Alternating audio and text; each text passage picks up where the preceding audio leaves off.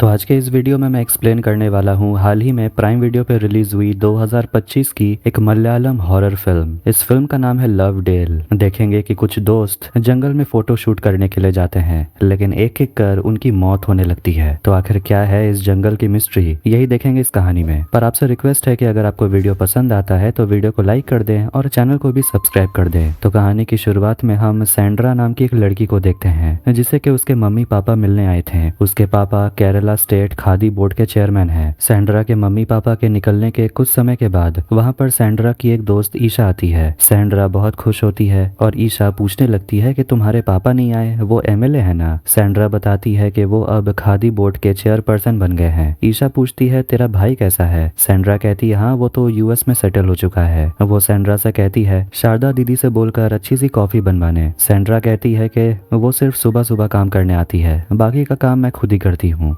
मैं तेरे लिए कॉफी बनाती हूँ, तुम जाकर फ्रेश हो जाओ। इसके बाद शाम के समय दोनों दोस्त बैठकर बियर पीते हैं। सैंड्रा ईशा से उसके मम्मी पापा के बारे में पूछती है तो वो कहने लगती है कि मेरी मम्मी तो डिवोर्स होने के बाद दुबई शिफ्ट हो गई और पापा से बस अब कभी कभार मिलना ही होता है। सैंड्रा कहती है तुझे शादी कर लेनी चाहिए। ईशा कहती है इतनी जल्दी क्यों, अभी तो बहुत कुछ देखना बाकी है। पता चलता है वो पहले एयर होस्टेस थी, मगर अब वो मॉडलिंग में अपना हाथ आजमाना चाहती है। फिर वो सोशल मीडिया पर मॉडल्स की कुछ फोटोज देखने लगती है, जो कि उसे बहुत पसंद भी आया। बोलती है कि इसमें कितने सारे लाइक्स हैं। सैंड्रा कहती है ये मॉडल तो बस अपने बॉडीज को एक्सपोज ही करती हैं। ईशा कहती है तो प्रॉब्लम क्या है, मेरी भी अगर बॉडी अच्छी होती तो मैं भी एक्सपोज करती। सेलिब्रिटीज करते ही हैं और मुझे भी अपने फॉलोअर्स बढ़ाने हैं, कम से कम 1 मिलियन, और उसके बाद मैं प्रोडक्ट का प्रमोशन करके बहुत कमाऊंगी। फिर वो उससे सैंड्रा के उसके एक्स बॉयफ्रेंड बॉब के बारे में बात करती है। पूछती है कि तू कभी ब्रेकअप के बाद अपने दोस्त रेचल से मिली। सैंड्रा कहती है मिल ही नहीं पाती,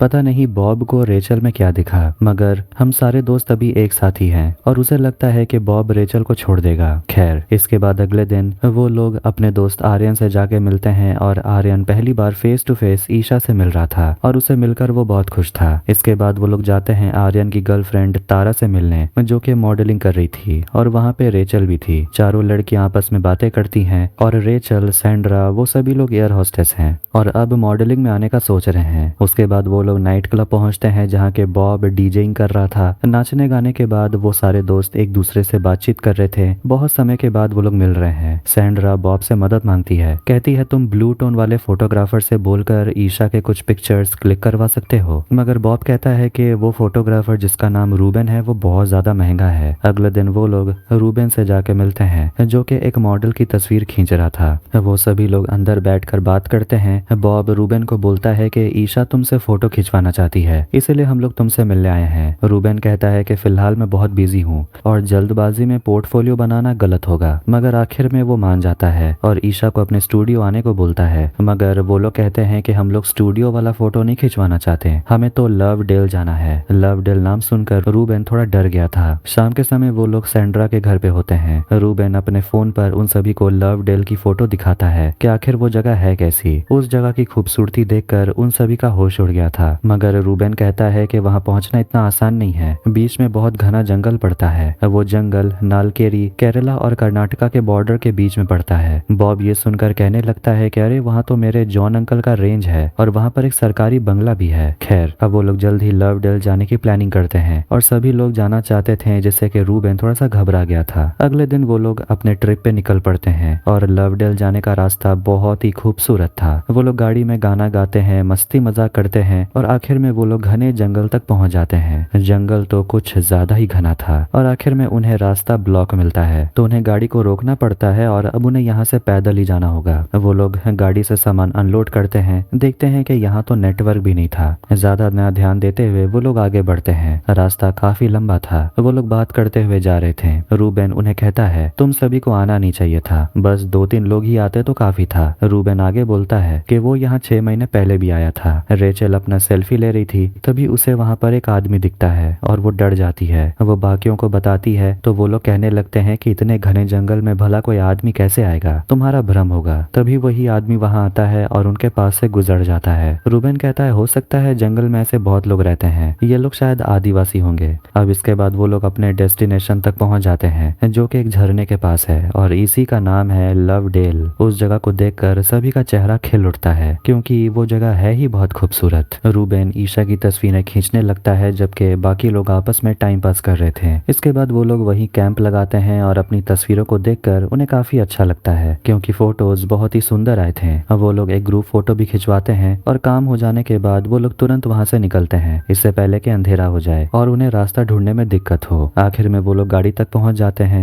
और उस जंगल से निकल जाते हैं और उन्हें अभी भी नेटवर्क नहीं मिल रहा था। रूबेन कहता है कि अभी भी हमें 100 किलोमीटर यहाँ से दूर जाना होगा, तब नेटवर्क मिलेगा। फिर वो लोग रात गुजारने के लिए वेरोनिका बंगलो में आते हैं। इसी बंगलो के बारे में बॉब उन सभी को बता रहा था। वो आगे कहता है कि इसे 16वीं सेंचुरी में बनाया गया था। यहाँ पर आखिरी बार ब्रिटिशर्स रह रहे थे और वेरोनिका नाम की लड़की इस बंगले में रहा करती थी और उसी के नाम पे इस बंगलो का नाम रखा गया है। जब आजादी की लड़ाई चरम पे थी तो वेरोनिका और उसकी कुछ सहेलियां इसी बंगलो में छुपी हुई थी, लेकिन लोग उनके पीछे पड़ गए और वेरोनिका और उनकी सहेलियां जंगल में भाग गई, मगर उन्हें जला के मार दिया गया। अब वो लोग घर के अंदर आते हैं और बहुत साल से ये जगह बंद होने के कारण हर जगह गंदगी फैली हुई थी। उन्हें थोड़ा बहुत डर भी लग रहा था। फिर वो लोग वहां सेटल होते हैं। बॉब कहता है फोटोशूट यहीं करेंगे, तो ईशा कहती है पहले फ्रेश हो लेते हैं, उसके बाद। वो लोग बाहर आकर आग जलाते हैं और चेयर लगाकर वहीं बैठते हैं। बहुत ही अच्छा माहौल बन गया था दोस्तों के बीच में। तारा पूछती है बॉब से कि तुमने पहले हमें इस जगह के बारे में बताया नहीं। बॉब कहता है कि मुझे खुद नहीं पता था। जब मेरे पापा को पता चला कि मैं यहाँ आने वाला हूँ तो उन्होंने मुझे इस बंगलो के बारे में बताया और सुना था कि यहाँ पर एक केयर टेकर भी रहता था, लेकिन अब उसका कोई आता पता नहीं। रात हो जाती है और यहाँ की प्रॉब्लम यही है कि यहाँ बिजली नहीं है, मगर सारे दोस्त खुश होते हैं क्योंकि बिजली नहीं है तो क्या हुआ, माहौल तो है। माहौल की बात की जाए तो गाड़ी के अंदर बॉब और रेचल क्वालिटी टाइम स्पेंड कर रहे थे। इधर घर के अंदर कैंडल जलाकर रूबिन फोटोग्राफी कर रहा था। फिर वो लोग आखिर में अपना फोटोज देखते हैं जिसमें कि उन्हें काफी अच्छा लगता है क्योंकि फोटोज काफी सुंदर आए थे। इसके बाद वो लोग सोने लगते हैं और आपस में बातें करते हैं कि सुबह होते ही वो लोग यहाँ से निकल लेंगे और रास्ते में कहीं रुक कर ब्रेकफास्ट करेंगे। जब सब लोग सो जाते हैं तो आर्यन और तारा कमरे से बाहर चले जाते हैं रोमांस करने। तभी अचानक तारा हाइड एंड सीक खेलने के लिए वहां से भाग जाती है। आर्यन उसे ढूंढने लगता है। बहुत इधर उधर ढूंढने के बाद उसे तारा मिलती है, लेकिन वो तो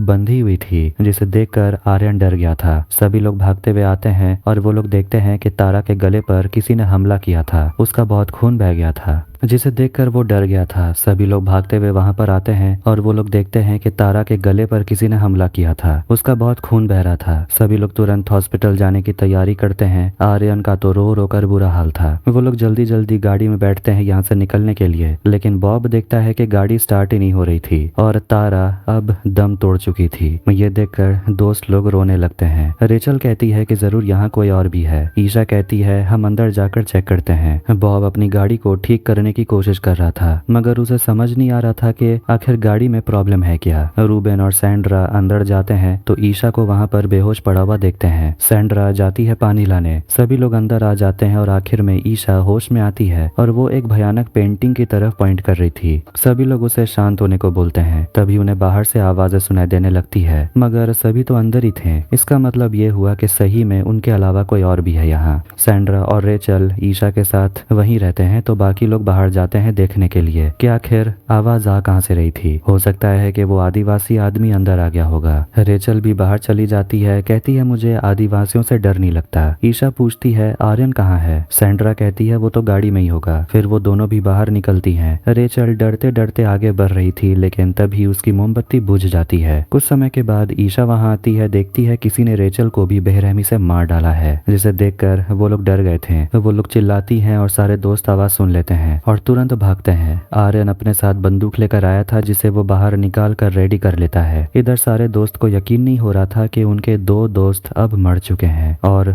वो लोग सोचने लगते हैं कि आखिर यहाँ क्या हो रहा है। सैंड्रा बॉब से कहती है कि ये जगह बहुत अजीब है। तुमने ही कहा था कि यहाँ बहुत सालों से कोई नहीं आ रहा। यहाँ पर एक रॉयल परिवार रहता था और यहाँ पर अनगिनत मौतें हुई है, तो हो सकता है कि यहाँ जरूर कुछ सुपरनेचुरल हो रहा है। रूबेन कहता है ऐसा हो सकता है। तड़पती हुई आत्माएं इधर उधर भटक रही होंगी। बॉब को इन सब बातों पर यकीन नहीं था। कहता है कि तुम सब पागल हो गए हो। सैंड्रा कहती है अगर भगवान है तो भूत प्रेत भी होते हैं। आर्यन कहता है कि मैं तो भगवान पर भी भरोसा नहीं करता। ईशा खुद पर दोष देती है कि मेरे वजह से ये सब कुछ हो रहा है, मुझे यहाँ नहीं आना चाहिए था। तभी बाहर से एक आवाज आती है और आर्यन और बाकी लड़के बंदूक लेकर बाहर जाते हैं चेक करने। कुछ समय के बाद वो लोग वापस आते हैं, लेकिन आर्यन वापस नहीं आया था। बॉब रूबेन के साथ आर्यन को ढूंढने चला जाता है। इधर सैंड्रा बाहर गई हुई थी और जैसी जब अपने गाड़ी के सामने आती है वो आर्यन को मरा हुआ देखती है और उसे भी बिल्कुल वैसे ही मारा गया था, उसके गले पर वार किया गया था। वो चिल्लाती है तो सारे दोस्त वहां पहुंचते हैं और उन्हें भी झटका लगता है कि अब आर्यन भी मर चुका है, अब उन्हें रहा नहीं जा रहा, उन्हें यहाँ से किसी तरह निकलना होगा। बॉब फिर से एक बार ट्राई करता है गाड़ी को ठीक करने में और उनकी नजर जाती है आर्यन के बंदूक पर जो कि बाहर गिरी हुई है। बॉब गाड़ी को स्टार्ट नहीं कर पा रहा, कहता है कि किसी ने वायर काट दिया है ताकि हम लोग यहाँ से भाग न सके। आखिर पता नहीं कौन है जो ये सब कर रहा है। तभी उन्हें फोन के बजने की आवाज सुनाई देती है, मगर यहाँ तो नेटवर्क है ही नहीं। वो लोग अंदर आते हैं तो उन्हें सैंड्रा का फोन बजता हुआ दिखाई देता है, लेकिन सैंड्रा गायब थी, ये सिर्फ गाना बज रहा था। तो वो लोग गाने को बंद करते हैं और उन्हें सामने एक बेसमेंट नजर आता है। इसके बाद बॉब, ईशा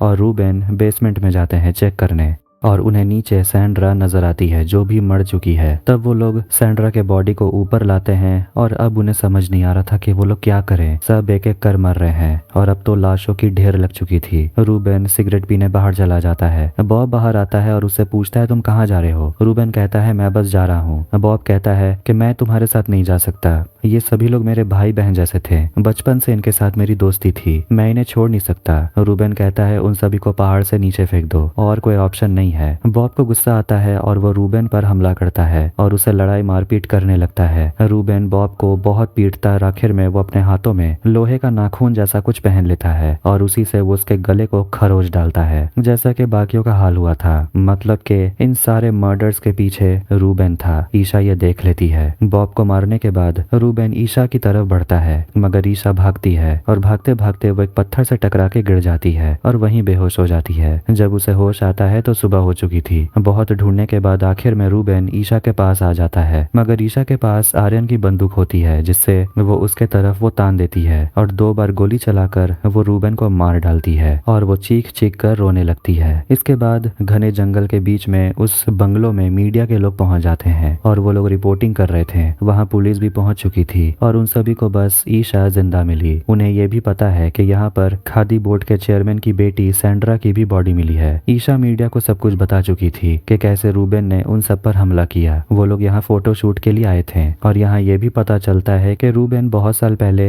एक लड़की का यहाँ पर रेप करके खून कर चुका है, इसीलिए उसे सजा भी हुई थी। इसके बाद पुलिस सारे डेड बॉडीज को वहां से ले जाते हैं और पुलिस को रूबेन का कैमरा मिलता है और जब सैंड्रा के पापा पार्थन फोटोज को देखते हैं तो उसमें एक लड़की की तस्वीर थी। तो यहाँ से कहानी जाती है फ्लैशबैक में, जहाँ हम पार्थन और आर्यन के पापा और बॉब के पापा को देखते हैं। वो तीनों दोस्त हुआ करते थे और बंगलों में आए हुए थे समय बिताने। फिर वो लोग शिकार पे निकलते हैं और वही आदिवासी आदमी वहाँ नौकर था जिसे वो लोग बोलते हैं बंदूक लेकर उनके साथ चलने। उन्हें लवडेल वाले जगह पर एक लड़की नजर आती है जिसका नाम था वेदा और रूबेन उसका फोटो शूट कर रहा था। असल में वो दोनों बॉयफ्रेंड गर्लफ्रेंड हैं, लेकिन पार्थन की गंदी नजर उस लड़की पर पड़ती है और वो उसी के साथ जबरदस्ती करने लगता है। कहता है कि आज की शिकार मिल गई। रूबेन और पार्थन में लड़ाई होती है, मगर वो सभी पावरफुल लोग थे और वो तीनों रूबेन को बहुत पीटते हैं और उस आदिवासी आदमी से बोलते हैं इसे मारकर फेंक देना। रूबेन बेहोश था, इसीलिए वो आदमी उसे वहीं छोड़ देता है और वो लोग वेदा को बंगलों में ले आते हैं और पार्थन उसके साथ जबरदस्ती करता है, उसके साथ रेप करता है और आखिर में वेदा भी मर जाती है। इसके बाद वो लोग नौकर को ऑर्डर देते हैं उस लड़की को भी ले जाकर पहाड़ी से नीचे फेंक दो और वो ऐसा ही करता है। पार्थन कहता है कि अगर कोई इस लड़की के बारे में पूछे तो उस लड़के को फंसा देना कि बॉयफ्रेंड ने अपनी गर्लफ्रेंड का रेप किया और उसे पहाड़ी से नीचे फेंक दिया। जब रूबेन को होश आता है तो अपने सामने अपनी गर्लफ्रेंड को मरा हुआ देखता है और वो बहुत रो रहा था।